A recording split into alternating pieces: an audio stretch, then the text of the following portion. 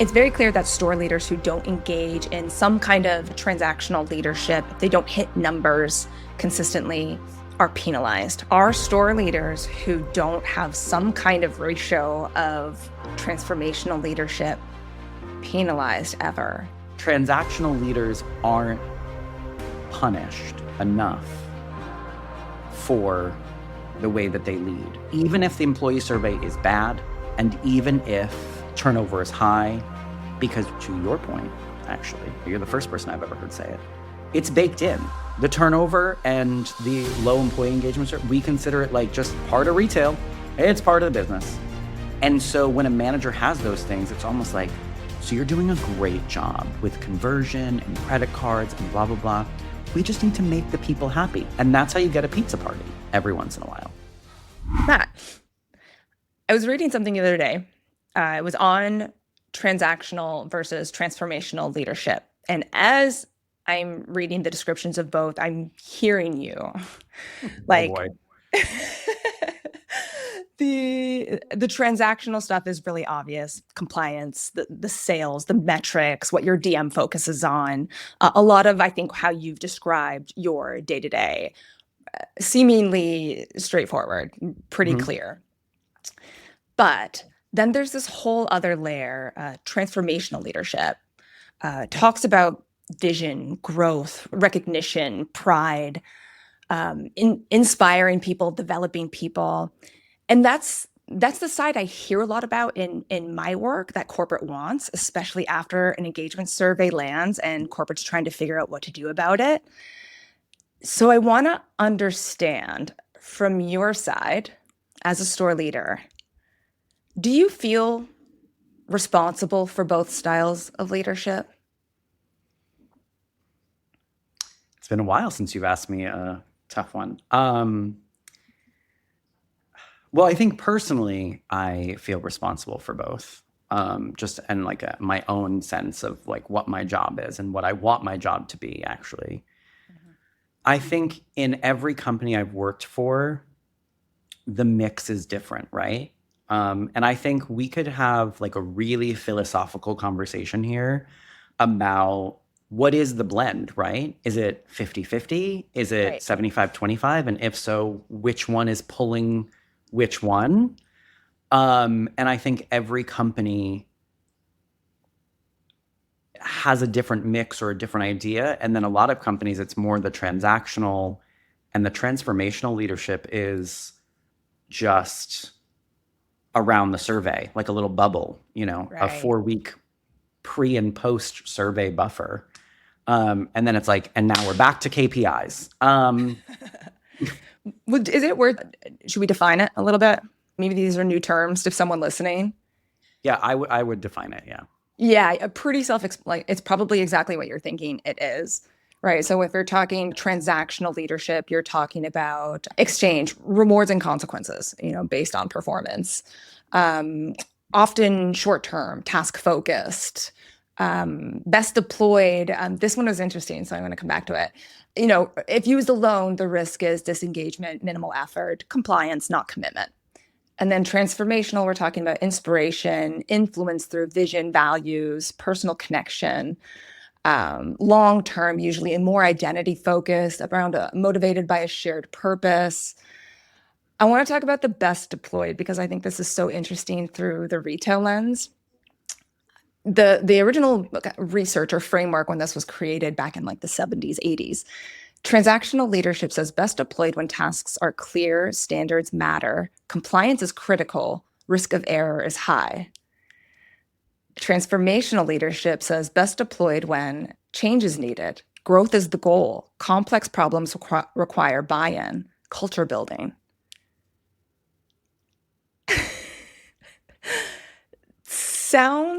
It sounds to me like, is retail 50-50 those things?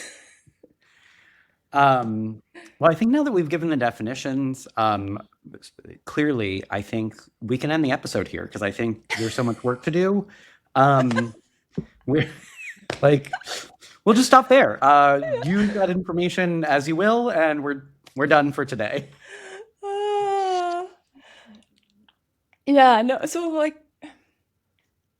Let me ask, it's very clear that you're held responsible for the transactional results, right? Like that is a must in retail, it sounds like. How often, and I know it varies by employer, do you ever feel like the transformational side of leadership is weighted? Are you evaluated on it? Have you felt like it's a priority from the company? I think there's only one company I've ever worked for that I felt it was weighted. Yeah. And I think that company, how I knew was because when you were asked about results, you would be asked how you got there. Or if you were saying a plan, like I plan on increasing our women's business by 5% in the next quarter, they would ask you how. And the expectation was really that like, it wasn't going to be like, I'm going to go around and I'm going to make sure people understand the importance of sizing and blah, blah, blah. And it's like, they really expected you to set the vision, get the buy-in for the vision,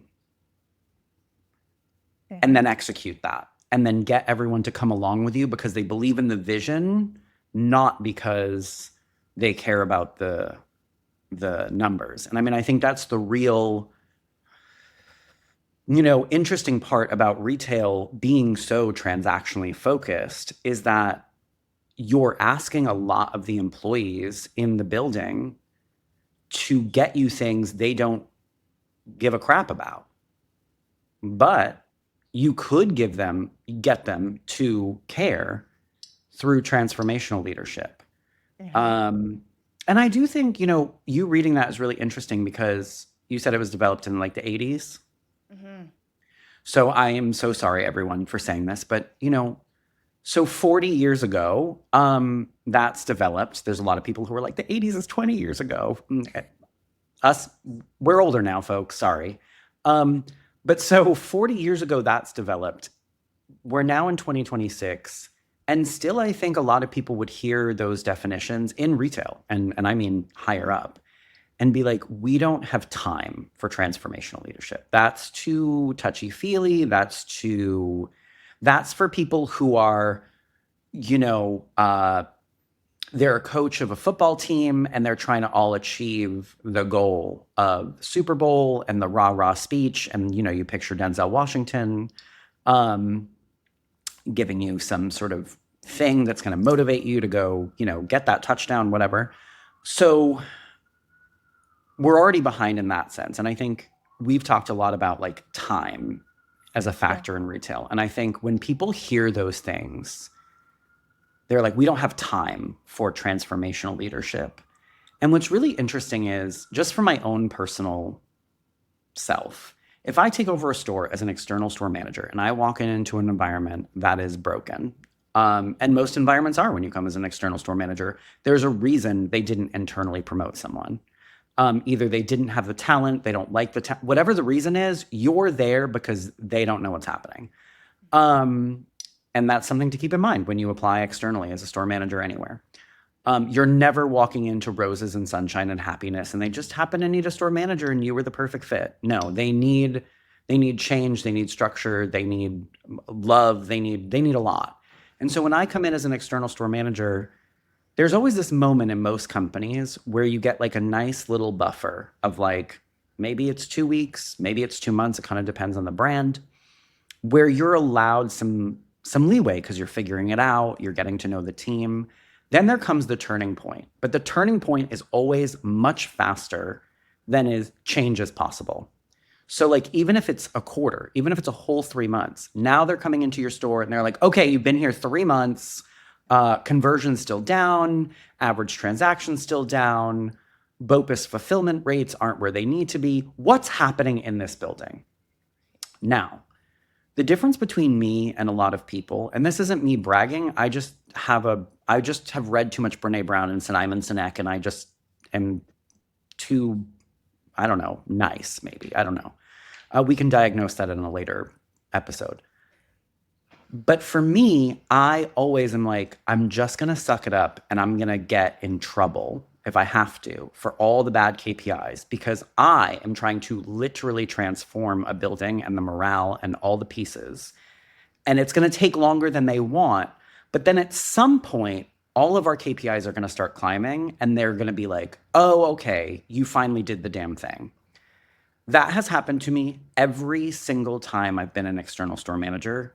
That recipe for fixing something works without fail. It doesn't matter what the team makeup is. It doesn't matter what you're selling. That's why I'm a big believer in, like, it's weird to me that people are like, well, you've never worked with selling china cabinets. Like, it's all the same. It's all the same. It's either transactional or it's transformational. Like, it's leadership is leadership is leadership is leadership. And so I'm saying all this to say transformational leadership does take a lot longer to get you what you want, but it is much more sustainable and much more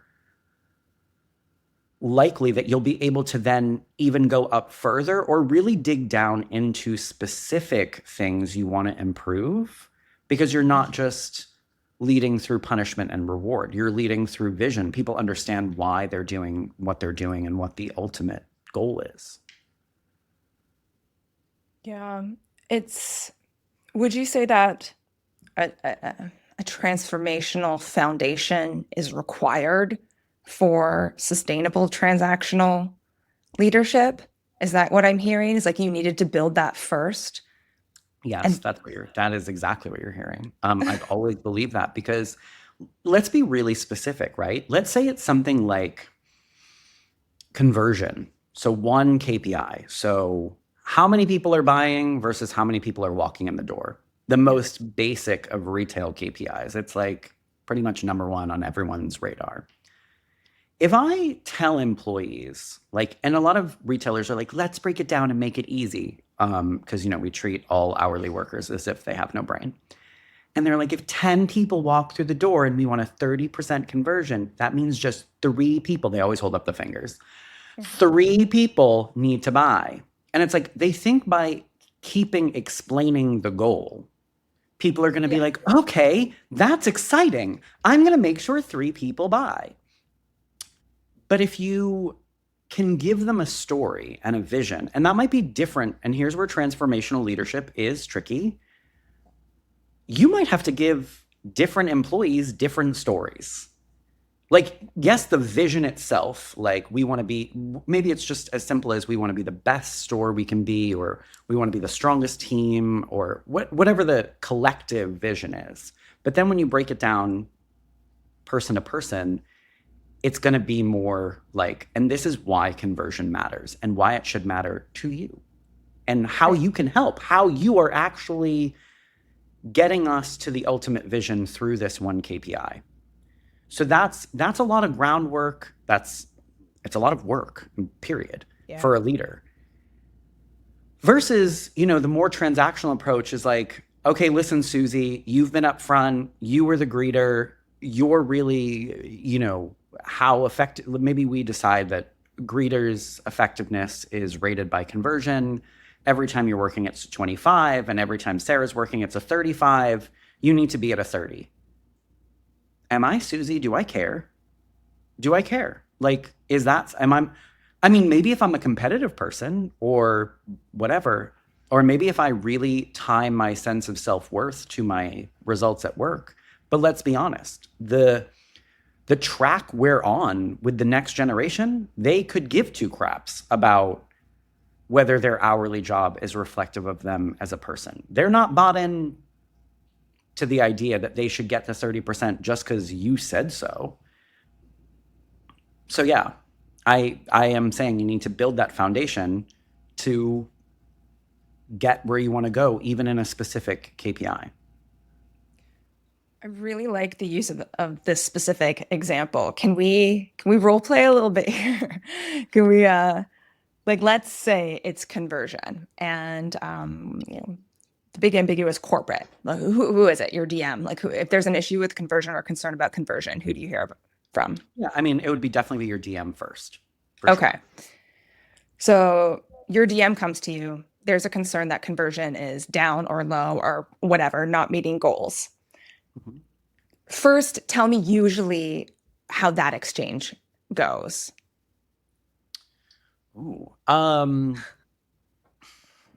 think it's different for every DM, obviously. And the better DMs are obviously going to know who they're talking to when they talk to their store manager, like, assessing, does the store manager understand the importance? Do they understand how to, what mechanisms will increase conversion? Although I need to use this as an opportunity, just a side tangent. Maybe we can get back to it. But like, the studies that people say were like, if people are greeted within 30 seconds, they're more likely to blah, blah, blah, blah. You're lying. I haven't found the studies. I've looked for them personally. I have dug through the internet. I'm about ready to go to the dark web, get a VPN, like, just to figure it out, because I can't find them. I think you're lying. I think everyone is lying about the statistic just because it makes them happy to walk into a store and have a warm smile and be greeted. Like, Right. corporate people. I don't even mean customers. Lies, because I hate greeting. Hate it. I think it is the most useless, stupid function of a person. Honestly, you want a greeter? This is where I'll vote for AI. Just put a robot in the front that's like, hi, welcome in. Anyway, back to the thing. So when we're having that discussion, that might actually be something the DM mentions, right? They're only in your store for a brief clip of time. Some DMs assume that they're seeing the best version of you just because they're in the building. For me, that's probably not true, because I tell my team not to fake anything.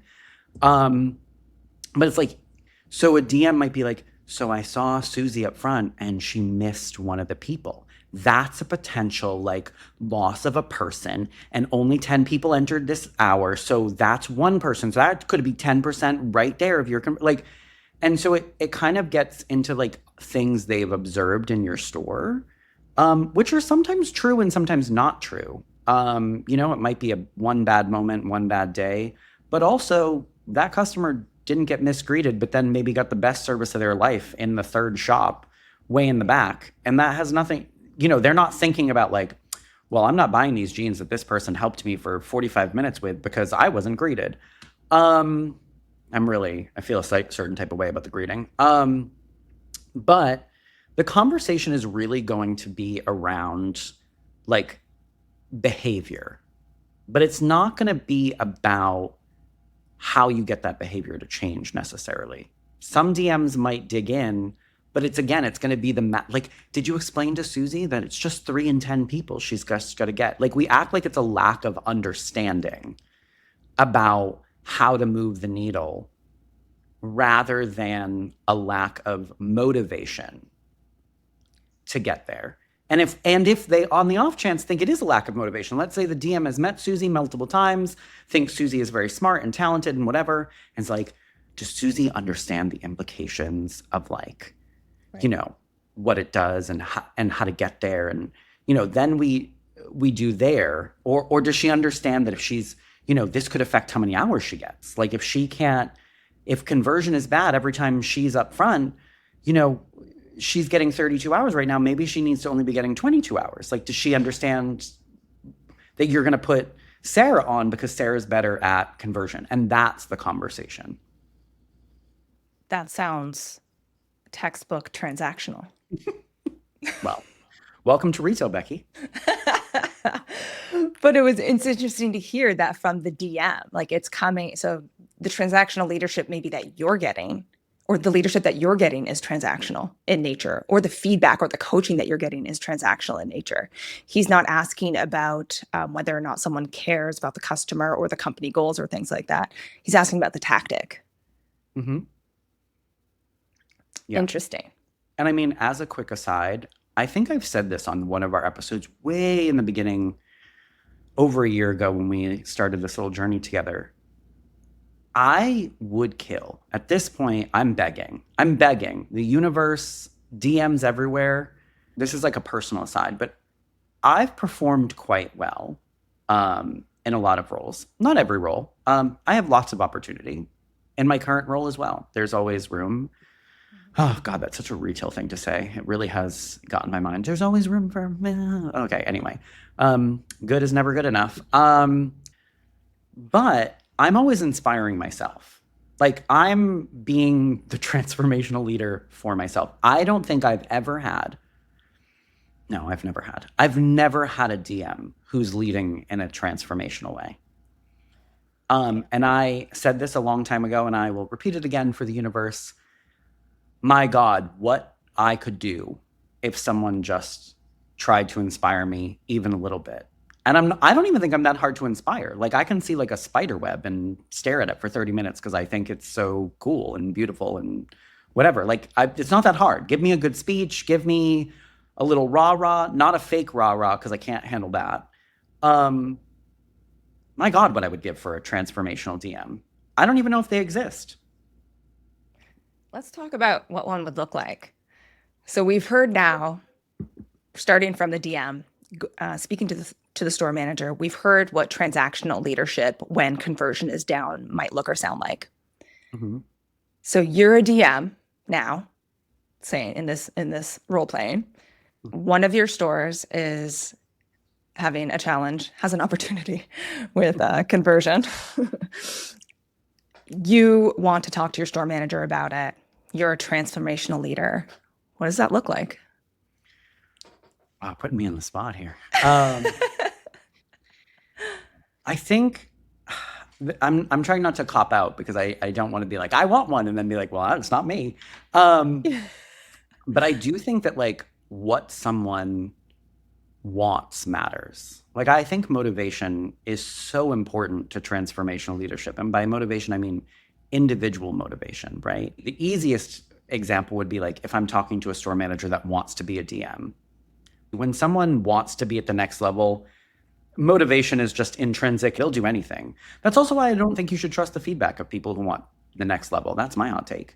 They're not motivated to give you truth. They're motivated to give you what they think will help them get to the next level. Always ask the person who is a doubter or it's just a job, because they're going to give you reality. But I think if you're trying to motivate, I have to pick a specific example. So if I am the DM of Williams-Sonoma, okay, and I have a store and that store manager, say, has really great product knowledge themselves and also their team does, and they really are passionate about cooking and baking. Maybe they're not passionate about the business results, but they're very passionate about the product and what happens in the building in terms of service and interactions with clients. Right. If their conversion is down or low, I think that conversation looks like, first of all, understanding what conversion means to them. Does it mean anything to them? Do they care at all? Like, that's like the first thing. Because if you don't know if someone cares or how they care or why they care, can you really transform? Because what motivates me is not going to motivate you. Some people don't care about being the best or being number one. Some people only care about being the best or number one in comparison to themselves. Let's also assume that they don't really care about conversion, but they do care about their client experience, and they do care about, obviously, the success of their business as a whole because they want to keep their job. Maybe this is a person who's like they've been in this store for 10 years, so they're not trying to move up. They're just trying to vibe and sell some pans.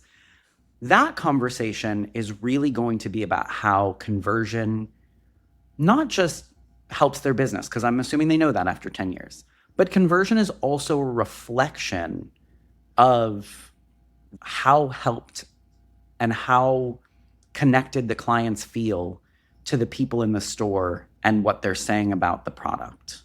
Mm-hmm. And so, as a DM, would not assume, based on my limited visits in a store, that what I'm seeing is the day-to-day. I would also ask that question. So today I saw this, and this. Is that a typical day in the store? Do you think we're showing up as our best self today? And trusting that that leader wants and feels comfortable to give me the truth. And, because the best DMs you can say to, yeah, we're not showing up our best today. Or, yeah, this is the best we got. We thought this was good. What is not good? That's another thing that's always assumed in retail, like what good looks like. Who defines it? But really getting them to understand, it is a reflection of how clients feel in your store. What is your storytelling around these products? You're so passionate about these pans and the cookies and the family that you're cooking for and the values that you have for what food means to bring us together. The clients aren't buying it because your conversion's at 20% and it needs to be a 30%. So lean into the thing that matters to them, which is the storytelling. It's the passion. You're not leaning into, and you need to get a 10% increase because, Williams Sonoma said so. You should want a 10% increase because that's reflective of your values and what food means to you. How do we really amp up the storytelling? How do we get people to walk in here and feel like, wow, cooking matters, food matters? Do we need to get some community involvement? Do we need to have more cooking demos and events? What can we do to really just wow people and make them feel something about the food? This isn't about pans. This is about bringing people together through something that all of us as humans have to do, which is eat. And so that would be how I would approach that person. Yeah. A lot of things came to mind when you were talking, and especially at the end there, it almost sounds like, depending on who you're talking to, conversion isn't the point if that person doesn't relate to it, if they're not hyper competitive. It's an indicator of something else that maybe they do care about. Yes. Which is just, I don't know, makes me chuckle a little bit because KPI, right? Like key performance indicator. I mean, it seems like that's what it was supposed to be all along. An indication of something bigger, of customer client experience, not the point that actually can worsen customer experience, which it seems like it does become sometimes. And we talked a lot about this, not to cut you off, I'm sorry, but no. We talked a lot about this in our P&L episode, but I really feel this deep in my soul. Give me a P&L. Give me a P&L. Give me what someone cares about, and I will tell you how to motivate them to improve that line item, because no matter what motivates them, there's something there that you can use and translate into a behavior that actually matters to them. But even as we're talking about this is a lot of work. Yeah. This is so much effort that I just don't think most people either want to put in or understand how to do. That's obviously another thing, or find value in, because there's still too many people in leadership in retail, and quite frankly, not even in leadership all the time. Sometimes it's your own damn hourly employees who are like this sometimes. Where it's well, it's the job to do the thing, so just do the thing. Why do we have to motivate them to do their job? All right, Nancy, 1976 call that wants its employee back. Because obviously if that person cares about being number one, obviously when people have really high standards for themselves, the motivation, the conversation's much easier in some ways. But not everyone is like that. You just need to take their already intensity and put it towards what you need to put it towards. Yeah. And I appreciate that it's more time consuming. It feels like the wrong word, but it's not instant. This is about building a relationship and a rapport with someone. But I do think one thing that you said in there is something that everyone can implement right now that doesn't take that much time, and it's just lead with questions. Right? Ask if you saw something, ask if that's typical. And this it made me think of, I know you've talked before about, I think it was about conversion, how it's frustrating if there's a rainy day, right? And so everyone's coming into your store to get out of the storm, not necessarily because they ever intended to buy anything, but that messes up your conversion metric that day, right? Interesting. Okay. So now you're the store manager. You've just spoken with let's go with your transactional DM. Your DM has come to you and been like, Susie missed that one person. Does she understand the numbers here? Do you guys understand conversion? Tell me if you were a transactional store manager, what would your leadership look like in that moment? To the employee? To the employee, yeah. To your team, yeah, to the employee. Yeah, I think a lot of times it looks like explaining to them to something they already know, giving them a why that doesn't feel like it matters to them. So sometimes you still get a why in transactional leadership. It's just not motivating, because the why becomes, so I need you, and that's, the phrase, I need you to start doing this thing, greeting people better, warmer, friendlier, nicer, whatever, so that we can get to a 30%, because that's the expectation, or that's the company goal, or that's what the company wants, or that's what the DM wants, or that's what I want. Like, that's the thing. Need you, that's the formula right there for transactional leader. I need you because someone else wants. It has nothing to do with that employee and what they want, they need, what makes them happy. Right. Damn. Concise. All right. Now you're a transformational store manager and you've just gotten, the news or seen the results, and you're going to talk to the same employee. I think it starts with, hey, so the last 3 people you greeted the exact same way. Is that the way you feel the most comfortable greeting people? Or is that what you feel like you have to say? So like starting with like just getting curious, like what are we doing here? And also there's also the other factor that I'm not going to use in this example because it will throw our conversation all off, but I just want to throw it out there because it is real. This person might not be the best greeter. Like their role might be they might be so strong in something else. This might just not be the role. But let's assume that they could be a great person at the front. I think the question starts of like how you're greeting people, and then asking them like, well, just different questions, even if they sound cheesy, like when someone comes to your house, like how do you start a conversation? Or like when you're with your friends, what makes you, want to engage with people? If you're at a bar and you talk to a stranger, if people still do that. You can't swipe left or right on a client, unfortunately. I'm so sorry. And I would probably say that too, though. I might actually say that in the conversation, like imbue some humor. Like this is not life or death here, like this conversion question. Right. Where like I want to get them to open up and feel comfortable. Humor works really well for that. To also express to them, I'm not angry. I'm genuinely, I just want to know what's gonna move the needle here.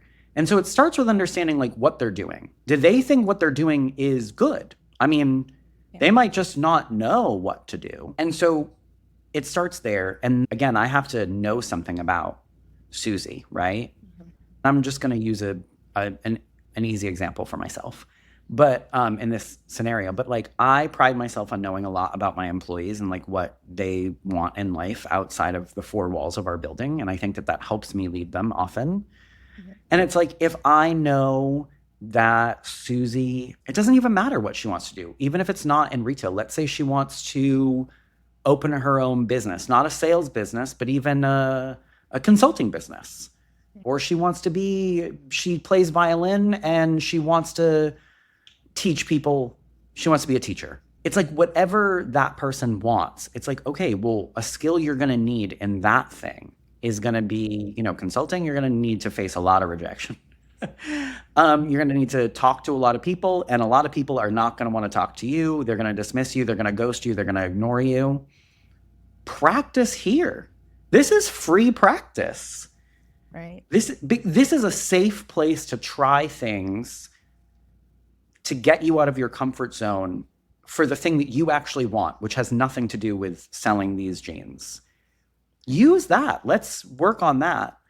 And then get back to me about what you think works, and like make it more of a collaboration around what works and what doesn't work rather than my assumption. Because I think a big thing in retail that we really fail at, it's one of my top 5 Clifton strengths, so I'm a little biased, but individualization, like this idea that each employee we have is different and has different strengths. And so I think when you're talking about something like client or customer service, and we often are, right? Like we're talking about building the basket for that higher average sale. And obviously conversion is, another metric. So we're always talking about like behaviors that lead to those things. But I would argue there are 100 ways to get to a bigger basket. Right. And it's like up to your manager, because a lot of managers in transactional leadership are assuming that their way is the correct way. or that the one way is the correct way. The video training was the correct way. There are 100 different ways. You need to figure out what way that employee can use to build the basket. I mean, I have an employee right now who could sell anything to anyone at any time and does it in this very bombastic way. Like you just walked into his store. He owns it. He made the products out back. And that's great. That's beautiful. I love that for him. I also have an employee who is much more reserved. And he can also build the basket, but it's much more through being really authentic and being like, yeah, so that's not my favorite, but definitely try this, this, and this. These are great. This is what I use. And then through like more of a personal connection and building that relationship, both ways get me a really great result as a store. Neither of them could actually do the other way well. They would both fail. And so that is really important in transformational leadership. I mean, I think that's kind of, I mean, not my summary, but transactional leadership is very, there's one way, it's this way. If you don't do it this way, reward, punishment, etc. Transformational leadership is we are all different. We can all get to this same goal we want to get to, but we're all going to get there in different ways, on different timelines, through different means. Right.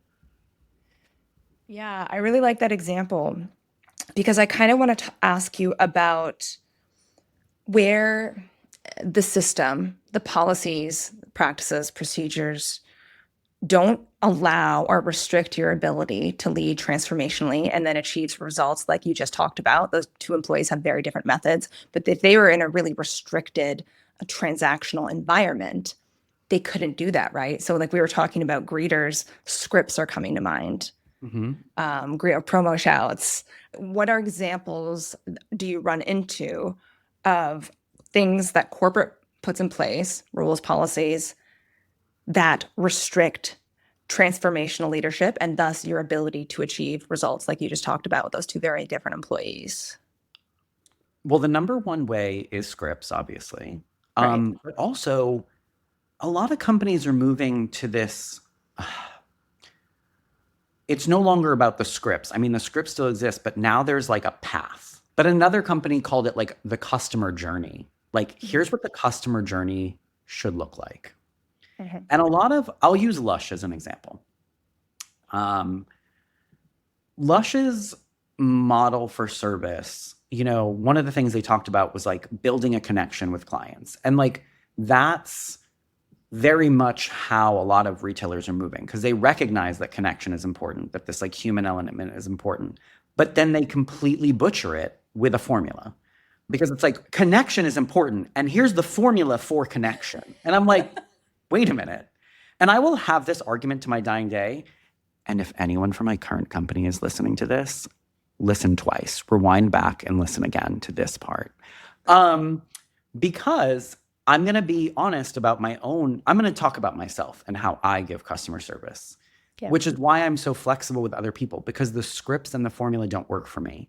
When you give me a formula, quite frankly, my brain like can't do it. It shuts down because that's not, one, because I'm weird. Like I'm a weird person. Right. But a lot of my employees throughout time are also just either not neurotypical or formulas don't work for them or the paths don't work for them. I don't think they work for most people. I mean, it'd be like me saying to someone, hey, so you're going to go on 10 Tinder dates and I just need you to say the same thing every time, ask the same questions every time without any regard for the person sitting across from you who quite frankly, if we're talking about human connection, matters in the interaction. It's not one-sided.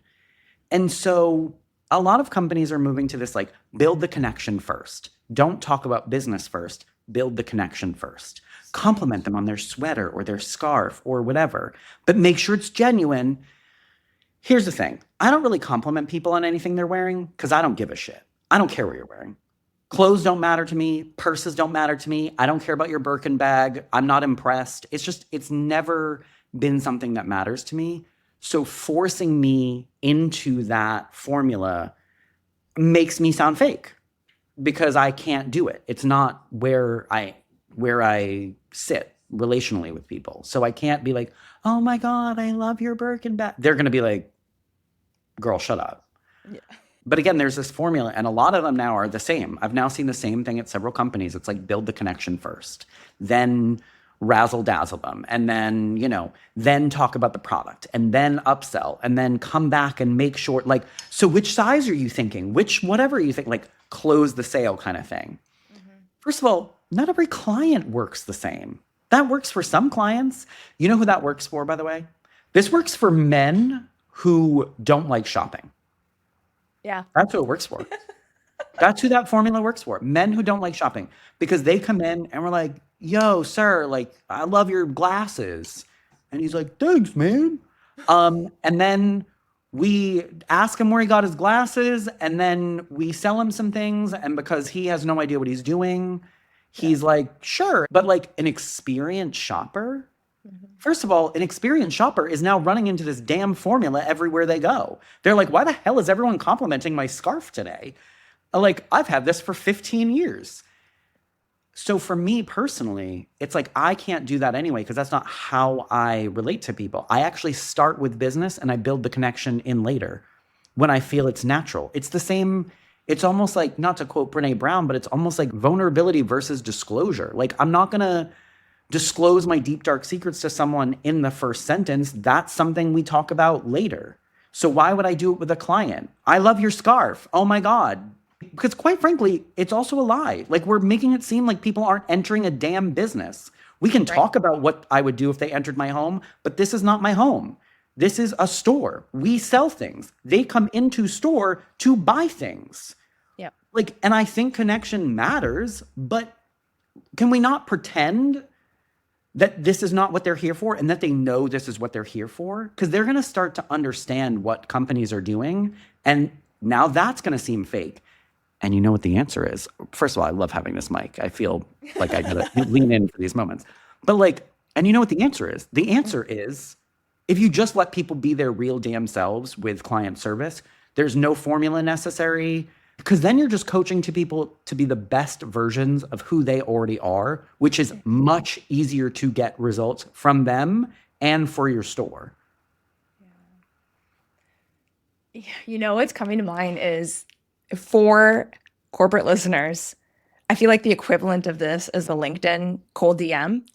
That's like, hey, I noticed we both breathe air. we have this really interesting thing in common, right? Or, hey, I noticed this really cool thing, like insert quote from your website. Mm-hmm. We should book a call. I feel like that's the script. Like it's immediately identifiable, and it feels super cringe. Well, that's how I feel. I mean, ever since we started this podcast, I mean, the amount of DMs I get from someone who's like expert at like growing podcasts or whatever. Yeah. And the thing about it, if someone would like to send me a different kind of DM, maybe I'd listen. But it's like, it's the same thing, because most of those messages are like, I see you have a podcast. I work in podcasts. Would you like help with podcast? Help you with podcast?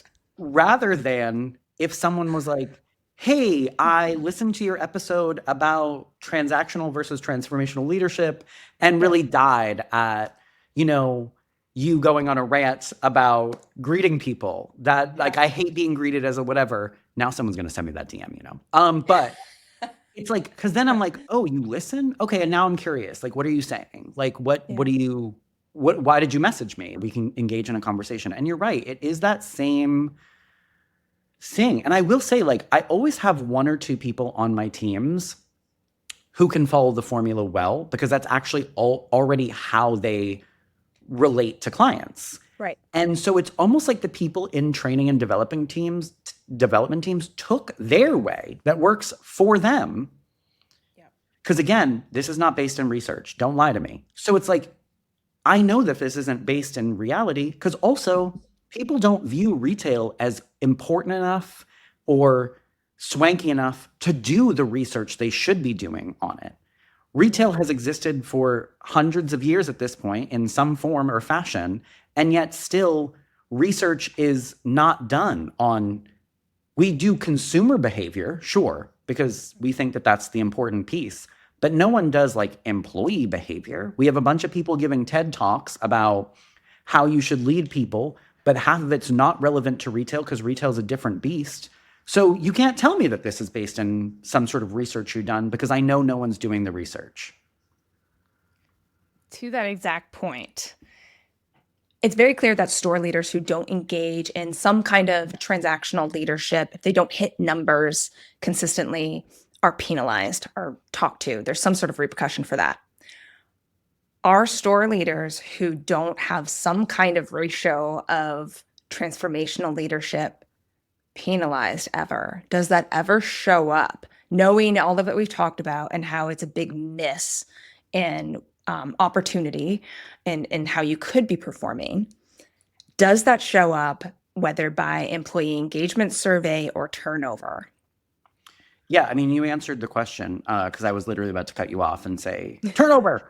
Yeah. Okay. Because again, I've always made this point. I'll use my earlier example of taking over stores. I've always used this point to other people about getting KPIs. I'm like, well, I could have gotten that KPI 2 months ago if I really wanted to just get it out there through sheer carrot and stick, right? Like I can go in and I can be like, all right, my name's Matt. I'm the new manager in charge. And if we don't get 30% conversion, you get less hours.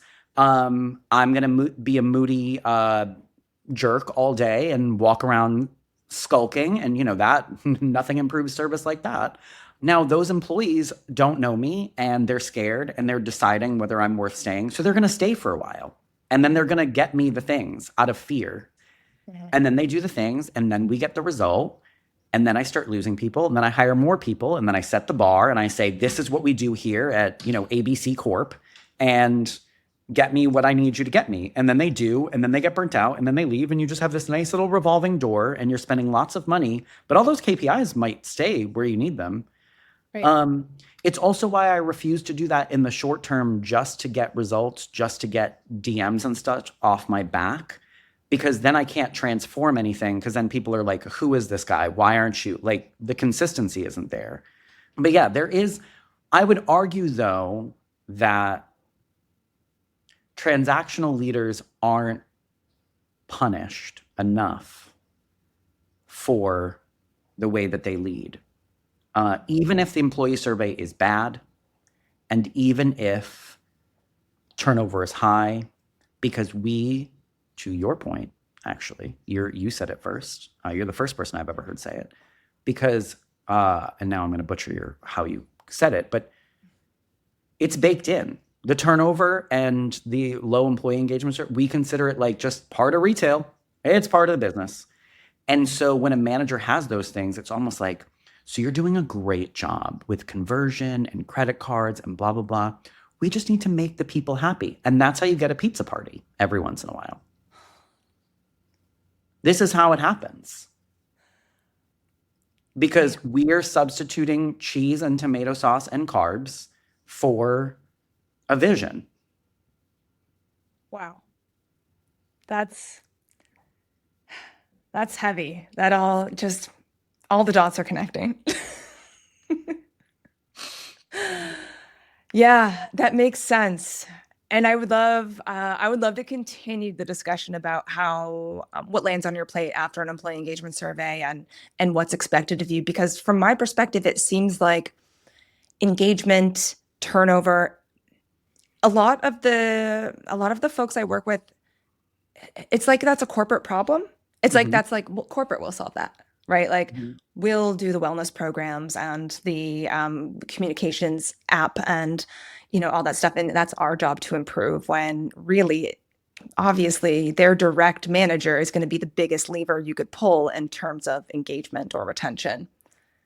Starbucks has the best benefits of any company I've ever worked for. It's not even close. No one can match Starbucks benefits. Best benefits. I mean, and then when people aren't happy at Starbucks and when they have all the people who have unionized, they're like, what? But we're the best. We have the best benefits. You should love it here. And it's because you have this, because we're treating transformational and transactional leadership as like what a lot of us incorrectly treat our lives like in terms of like work-life balance. There is no balance. The answer to both is integration. And so you can't give people the best benefits in the business, pay them relatively decently, but then in the store, it's highly transactional, not only just from their store manager, but also because of just the way it's led, right? Like, I'm going to say something that's going to trigger every Starbucks employee who's worked at a drive-through. Drive-through times. They're timed at that window, and the expectation is fast. While also, by the way, expecting connection in the window. Because, in 40 seconds, I can make someone feel loved, heard, seen, validated, and appreciated, all in 40 seconds. Even though society is falling apart and everyone's lonely and scared and sad, I can do that in 40 seconds at a Starbucks window while also making a flawless drink, while also like making sure to uphold food safety standards. But great, you give me, free stuff every once in a while, and Spotify Premium is on you. So I guess I'll just go home and listen to sad music and then go to the therapist you pay for to make all up for it. Like, that's what we're treating it like. We're treating it, that's balance, right? And that's not the answer. Like, the answer is not to treat these two things like, okay, we're leaning too heavy this way, now we got to lean a little bit more this way, maybe temporarily. It's like, how do you...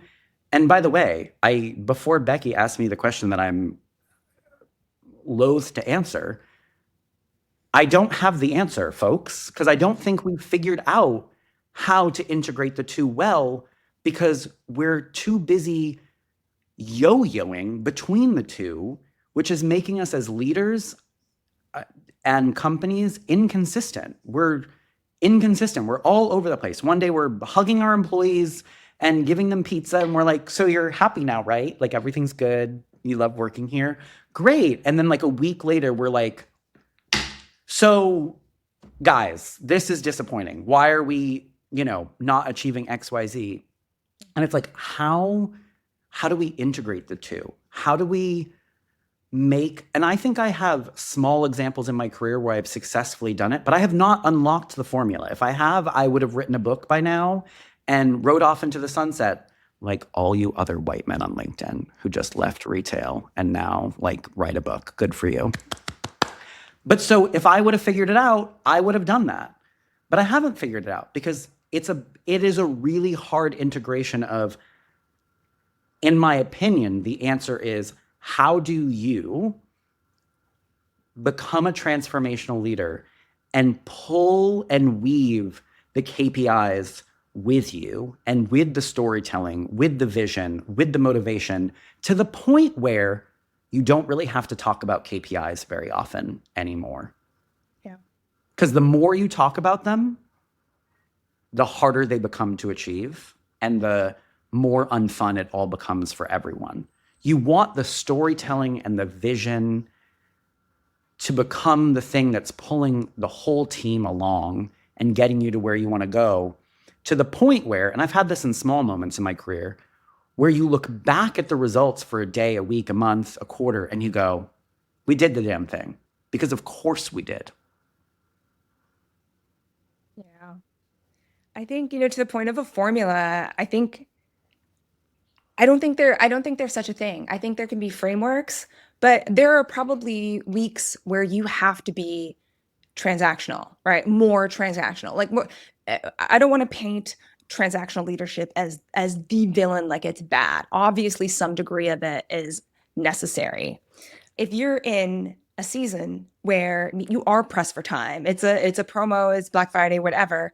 That's not the best time for Susie to innovate her, whatever it is. And I think that's what it means to do this sustainably, is to understand that there's going to be an ebb and flow and balance, but there has to be some sort of minimal expectation set for the humanity we want to keep in our leadership, at least as a minimum. All right. I think that is a perfect place to leave it from my end. I'm still struck by the very real example of a transactional leadership directive starts with, I need you to ... XYZ. Whereas a transformational one starts with noticing something that happened and asking questions about it. To me, that's like the best actionable takeaway from this as a jumping off point to notice yourself. Any final thoughts, Matt? I could do a whole part 2 of this episode. But I will leave it at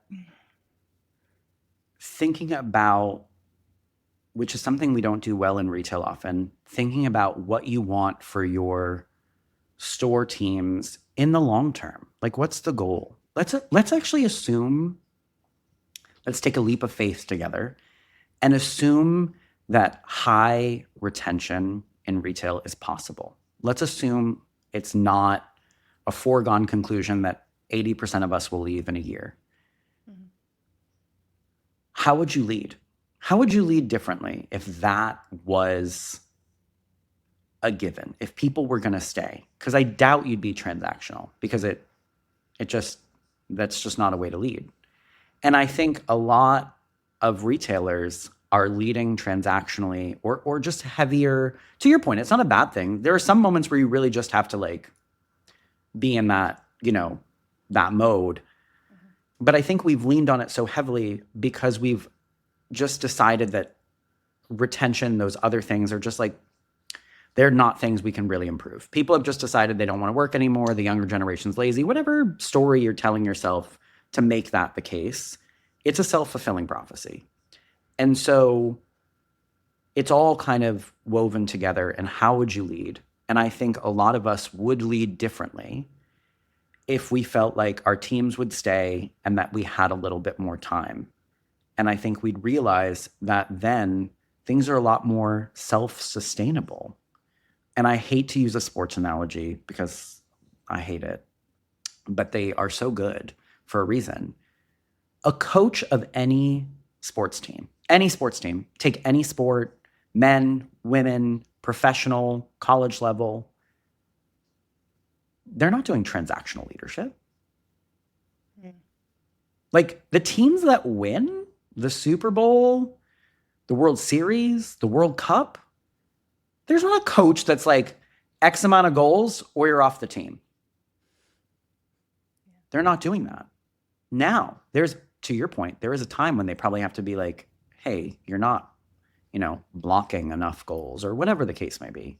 And there is a little bit more transactional, but most of it transformational. We're taking what motivates each individual person on that team and their different role, and we're getting us all collectively to the end.